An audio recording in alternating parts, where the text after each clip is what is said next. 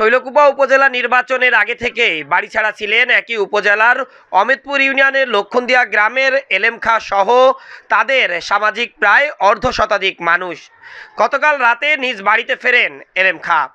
আজ সকালে এই খবর সামাজিক প্রতিপক্ষের নিকট পৌঁছে গেলে দেশীয় অস্ত্র নিয়ে এলেম খাঁর বাড়িতে এসে তার নিজ ঘরের মধ্যে তাকে আটকিয়ে ২০-৩০ জন এলাকাবাসী বা সামাজিক প্রতিপক্ষের লোক মধ্যযুগীয় কায়দায় এই এলেমের উপর নির্যাতন চালায়।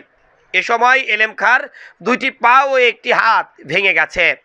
এলেম খাঁ উপজেলা আওয়ামী লীগের যুগ্ম সাধারণ সম্পাদক ও উপজেলা পরিষদ নির্বাচনে পরাজিত চেয়ারম্যান প্রার্থী শামীম হোসেন মোল্লার সমর্থক।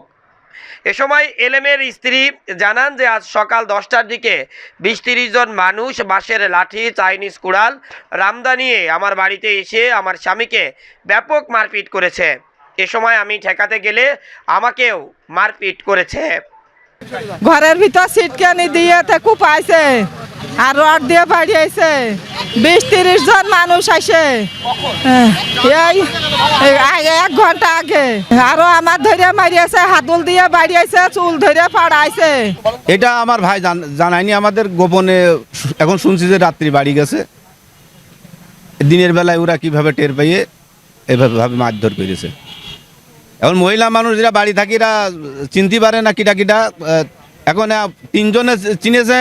আমার এই ছোট ভাই বউ বললো যে ২০-৩০ জন এসে মারপিট করেছে, বেধড়ক। আমার ছোট ভাই বউরও মারিয়েছে, আর ছোট ভাই তো বাঁচার মতো নেই।